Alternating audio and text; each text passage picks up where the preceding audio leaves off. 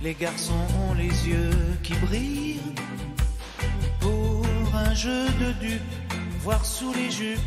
Les cross-colors quand même, non, pas trop, je pense pas. Et la vie tout entière absorbée par cette affaire. Bonjour Isabelle, vous savez ce qu'il me dit en régie? Ça te dirait un peu de bosser, toi? C'est ça.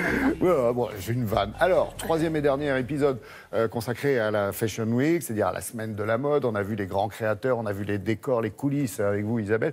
Vous aviez décidé pour aujourd'hui de mettre un coup de projecteur sur 3 jeunes créateurs. Alors, tout nouveau, certes, mais déjà un petit peu les chouchous du public. Chouchou des rédactrices de mode, effectivement. Et pour deux d'entre eux, c'était la première fois qu'ils défilaient dans ce fameux calendrier. Vous savez, c'est une sorte de sésame, le calendrier de la Fédération de la haute couture et de la mode. Parce que quand vous êtes inscrit dans le calendrier, les journalistes et les acheteurs disent « Ah bah oui, mais lui, il a été sélectionné, donc ça veut dire qu'il mérite le coup d'œil, il faut aller les voir. » Donc, il y en a tellement, il y a plus de 90 pays, 90 défilés de 23 pays différents. Donc, on ne peut pas tous les faire. C'est marrant, on ne se rend pas compte qu'il y en a tant. Hein. Il y en a tant, c'est sur une semaine. Et puis, vous avez les off, vous avez les on. Enfin, voilà, c'est un peu compliqué. En tout cas, moi, j'ai eu 3 coups de cœur.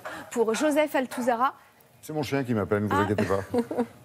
Moi, normalement, c'est mes enfants avec ce mot-là. Donc, Joseph Altuzarra, lui, il est français, mais il est parti aux États-Unis. Parce que là-bas, quand vous êtes jeune créateur, c'est plus facile de réussir. Il revient en France. Vous avez Lise-Laure Frolen. Elle a gagné le prix au Festival de hier. Elle a 26 ans. Elle est craquante. Et puis, alors, vous avez un petit couple, Victoria Thomas. Ils se sont connus dans une école de mode. Lui, il est lettonien. Elle est d'origine russe. Voilà, regardez, c'est trop beau.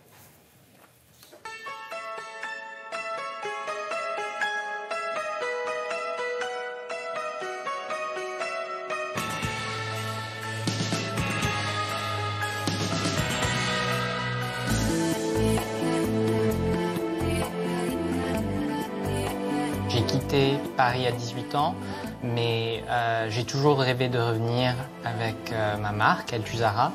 Et c'était vraiment le bon moment. Je pense que ça fait 9 ans qu'on travaille sur la marque et qu'on défile à New York. La grande différence entre Paris et New York, c'est qu'à Paris, il y a des grandes maisons, c'est plus international et c'est vrai que c'est une scène qui est quand même plus renommée. Je voulais un peu revenir sur mes pas scolaires. Et donc j'ai décidé de défiler dans un lycée qui s'appelle le lycée Janson de Sailly. Je suis toujours inspirée par mes voyages et par l'artisanat et par la main de l'artisan.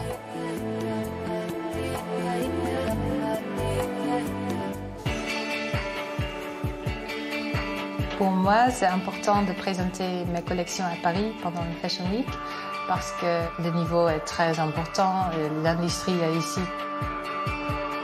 J'ai 26 ans et la marque ça existe 3 ans maintenant. D'abord, j'ai pratiqué un peu à Amsterdam. J'ai gagné 2 prix. Le prix Chloé à hier, le Festival de la mode et photographie. J'ai invité par Tranoï pour faire mon défilé à Bourse, Palais Bruyère. Et ça, c'était une chance pour faire un contraste avec les couleurs et c'est un peu un mix. J'aime bien ça. Le thème est le Mexique, où j'ai voyagé en mars dernier. J'aime bien les tissus, les couches de tissus transparentes aussi, les volumes aussi. J'adore les couleurs.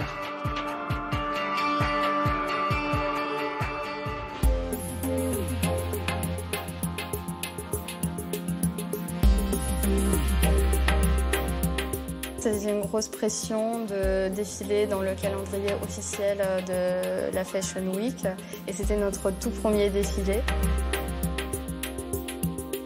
Notre marque s'appelle Victoria Thomas. On a lancé la marque en 2012 et notre style c'est un pur dialogue entre Thomas et moi. Donc c'est son côté masculin, plus rebelle, et mon côté qui est plus féminin, qui est plus sage, tranquille, plus artistique. Aujourd'hui, c'est plus important pour voir les filles dans la rue avec notre pièce. C'est mon vrai plaisir. On travaille beaucoup avec chemisiers, les vestes en cuir, coton. Vraiment les pièces portables essentielles de garde-robe.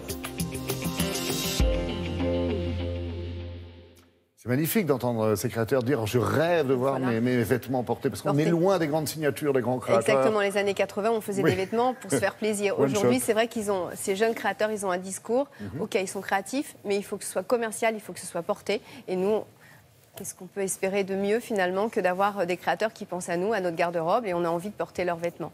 Et ils sont tellement sympathiques. Ils sont sympathiques, hein. Oui. Merci moi, c'est beaucoup. mes chouchous. Merci Isabelle.